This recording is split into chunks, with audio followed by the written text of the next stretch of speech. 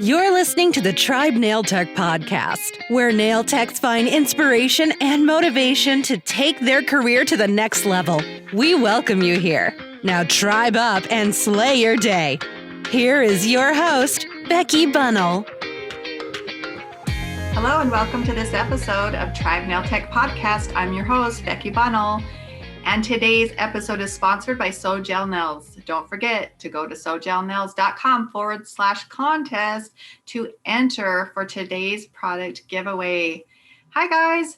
Hey, today's episode, I'm going to go over the 10 biggest mistakes of a new nail tech.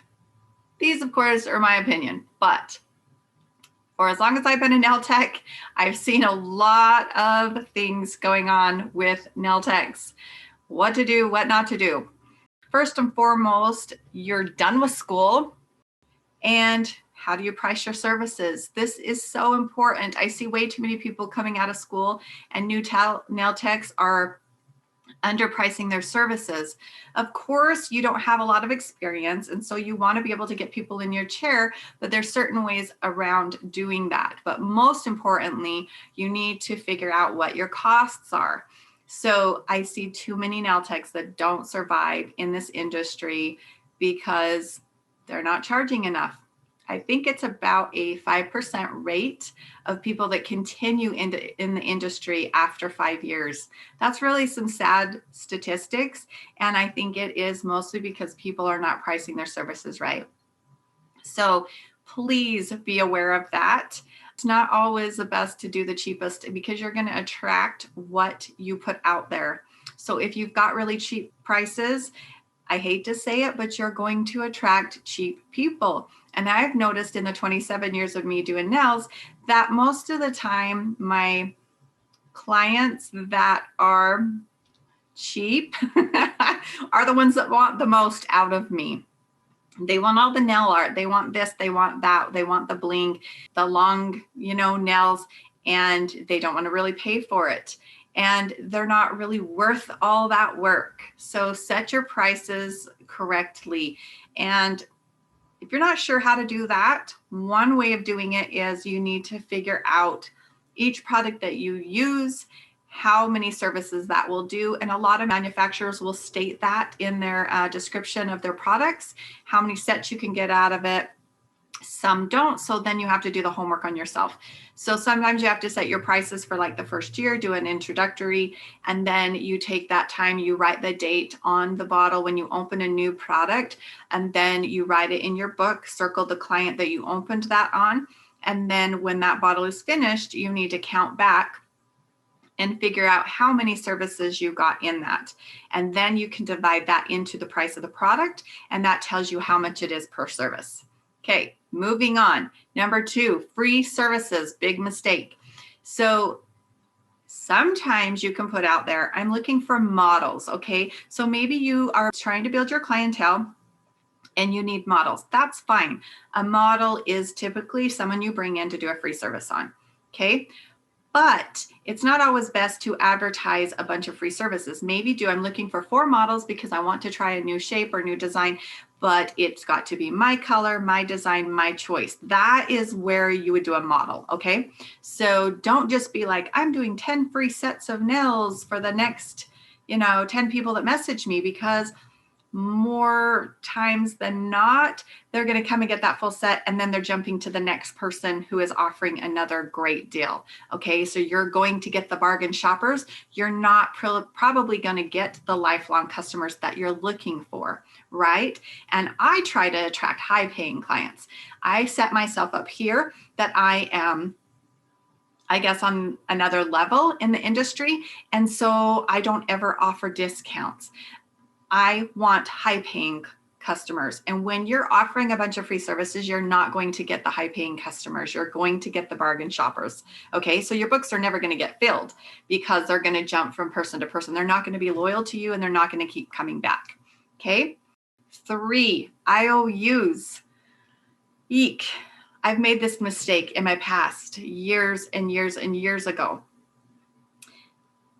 I would let a certain client write a check. The check would bounce. She'd come in for her next appointment. She would write the check for the last one and for this one, and then that check would bounce.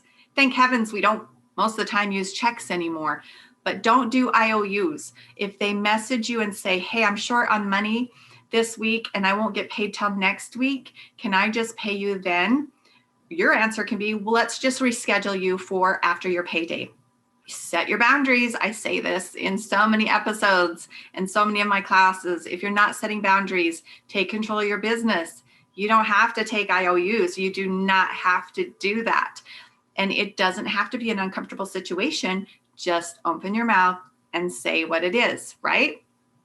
Okay, let's just reschedule you until you have the money, because it's not fair to you to take IOUs, and you're going to get yourself into a lot of trouble when these people owe you and then you never get paid for it.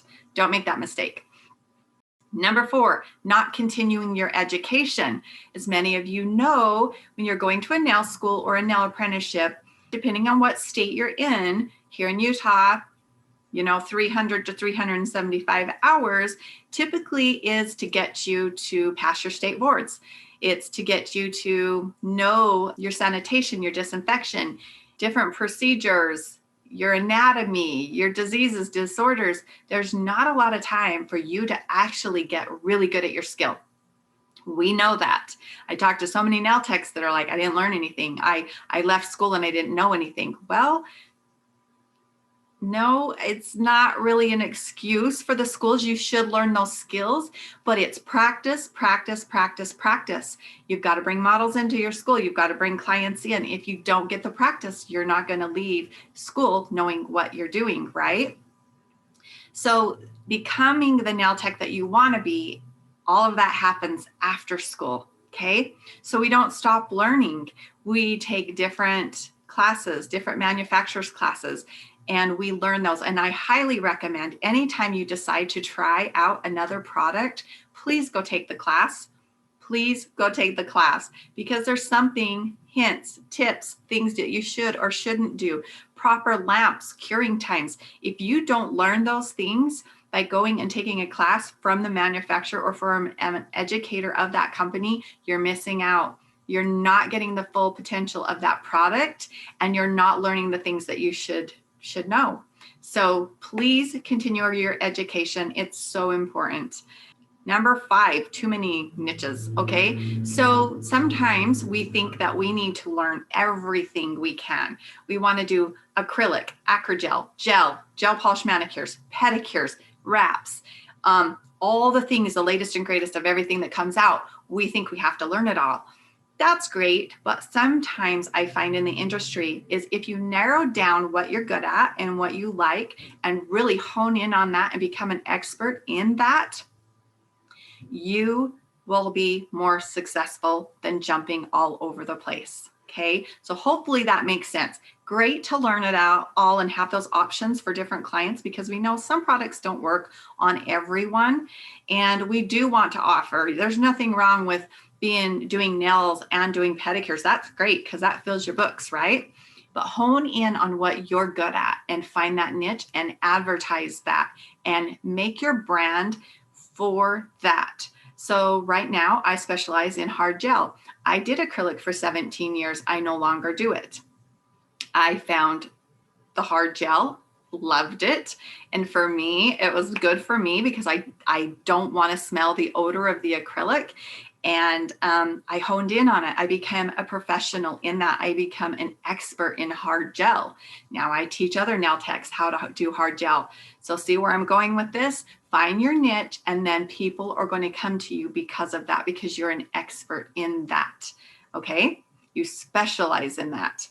Number 6, big mistake new nail techs make is they don't open their mouth. You are not putting yourself out there.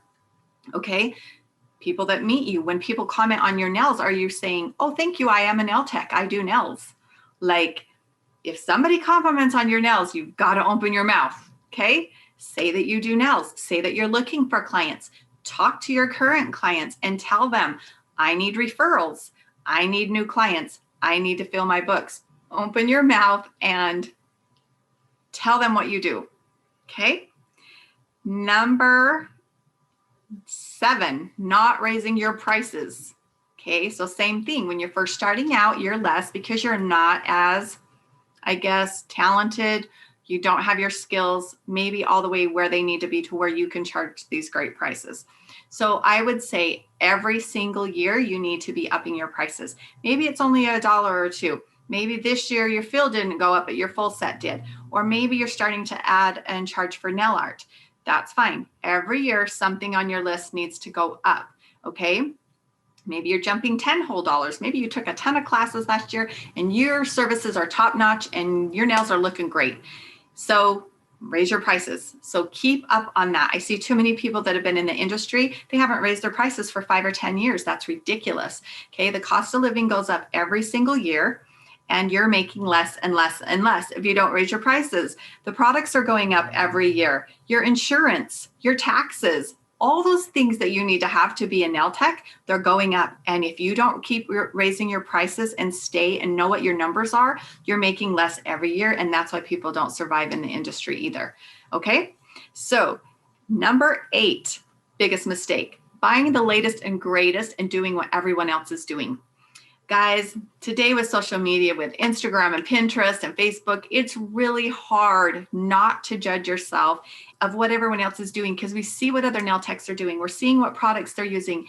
And it's really hard not to jump on the latest and greatest thing. And what I mean by that is anytime a certain nail art technique comes out, or product, the chromes. How many of you, when chrome came out, did you go out and buy 25 different chromes? And then how many of them do you really use?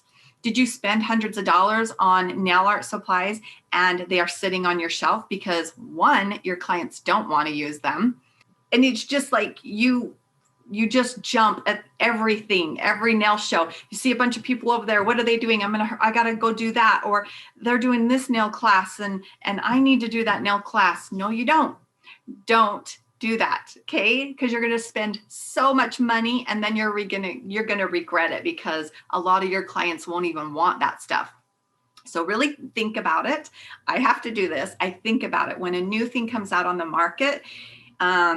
Dip nails. It was like everyone jumped on dip nails and now everyone's saying, oh, dip nails aren't that great. They cause infections. It's not very sanitary. So if I would have jumped on that and went and bought the product, went and taken a class or whatever, I would have all this product now that I probably wouldn't use. So really think about it before you make a purchase. Do I really need that? Do my clients really need that? Will my clients really want that? Okay. So really think about it because you can spend a lot of money and have a lot of regret later, okay? Number 10. Boy, this is a big one, guys. And I hear this over and over and over and over and over again. Confidence. Confidence. So many nail techs don't have confidence.